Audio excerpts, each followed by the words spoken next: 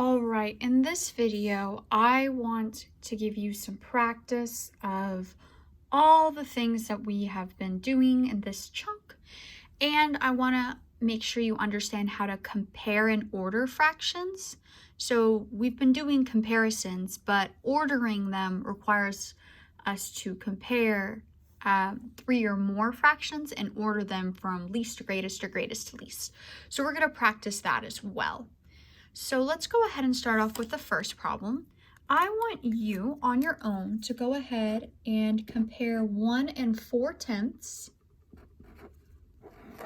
and 1 3/5. Go ahead and try that on your own.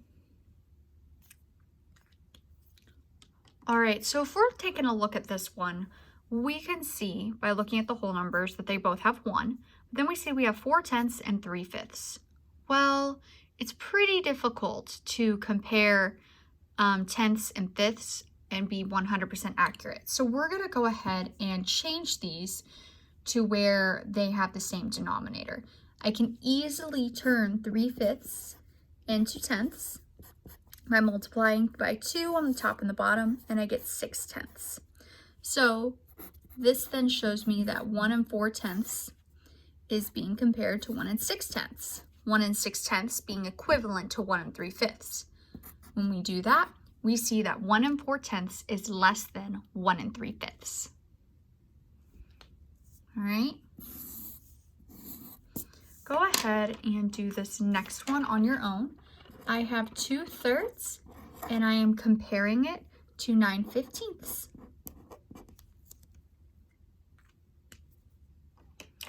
All right, so once again, I need to make like denominators. Well, let's see, I can easily multiply to turn that into 15. So 2/3 times 5 gives me 10/15. 10/15 compared to 9/15. Well, obviously 10 is bigger than 9. So 2/3 is greater than 9/15. All right, so those aren't too bad. So let's take it up a step and compare 3 fractions. And we are going to order from least to greatest. And it's really important that you pay attention to when something says order from least to greatest or greatest to least, because if you don't pay attention to that, you might get the whole problem wrong even though you did it right. So here are the fractions that we're going to look at. We have 2/3, 4/12, and 9/12. All right, so they do not all have the same denominator. So to easily order them from least to greatest, I'm going to make sure they all have the same denominator. Well, these two already have a 12, so I'm going to go ahead and change this one to 12. 2/3 times 4 gives me 8/12. So 2/3 is equivalent to 8/12, and I have 4/12 and 9/12. I'm going from least to greatest, so I'm going to have 4/12, 8/12, which is actually going to be written as 2/3, and 9/12. And there's my answer. That's all I got to do. So this one I want you to solve on your own. And you're going to order from least to greatest again. Now this one is a little bit trickier because all 3 of them have a different denominator. Now, you can turn all of them into the same denominator. Think about their factors and think about the different ways you can get them to all have the same denominator and then order them from least to greatest. Go ahead and try that on your own. All right, so now that you've spent some time on this, let's take a look here. All right, so I've got 8, 24, and 12. Okay, well, it's easier to go up and multiply. Let's see, can 8 be multiplied by anything to equal 24? Yes, I can do 8 times 3. Now, can 12 be multiplied by anything to equal 24?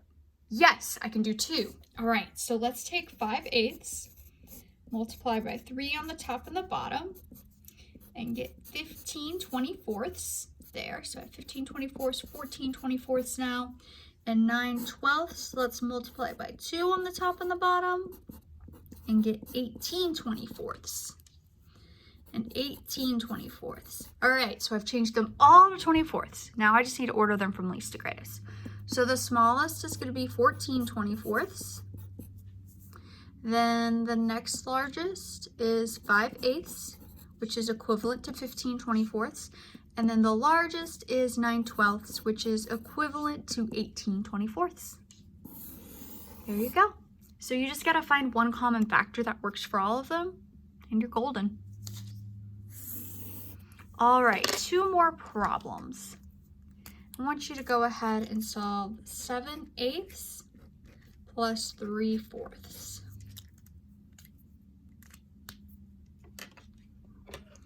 All right, once again, I need to make a like denominator.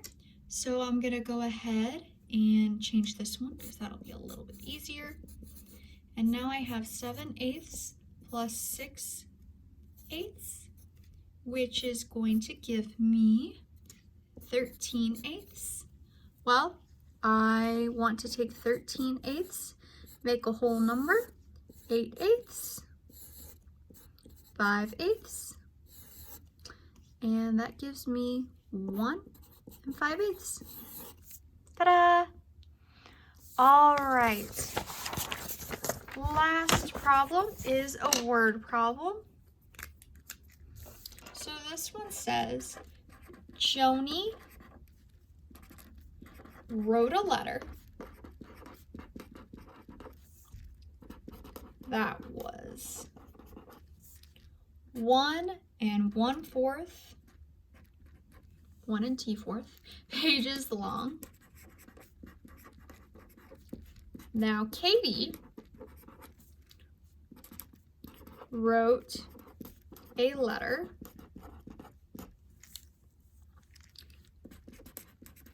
that was 3/4 page shorter than Joni's letter.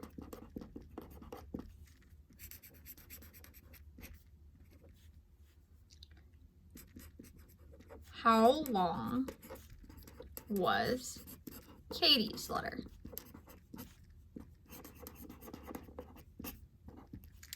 All right, so let's read that. Joni wrote a letter that was 1 1/4 pages long. Katie wrote a letter that was 3/4 page shorter than Joni's letter. How long was Katie's letter? Go ahead and try that on your own. All right, so we know that Joni's letter was 1 1/4 pages. Katie's letter is 3/4 page shorter. Okay, so it looks like I need to do some subtraction. 1 1/4, take away 3/4. Okay, so how am I going to approach this? Usually I would take care of the whole numbers first, but there's only one whole number. And 1/4, take away 3/4, that just sounds like a mess. So I'm just going to go ahead and change this all into a fraction. So 1/4 is equivalent to 4/4. So I have 4/4 plus 1/4 equals 5/4. So now I've got 5/4, take away 3/4. Well, that equals 2/4. So Katie's letter was 2/4 of a page long. Now, if you want to, and you're eyeing that and you're like, I think I could put that in simplest form, you are correct. 1 times 2, 1 times 2, or 1 times 4, 2 times 2, like denominators. 2/4 divided by 2 divided by 2 gives me 1/2. So Katie's letter was 1/2 of a page, or 2/4 of a page long. All right, go ahead and finish those last 2 Zern lessons, and then we'll review and take our assessment.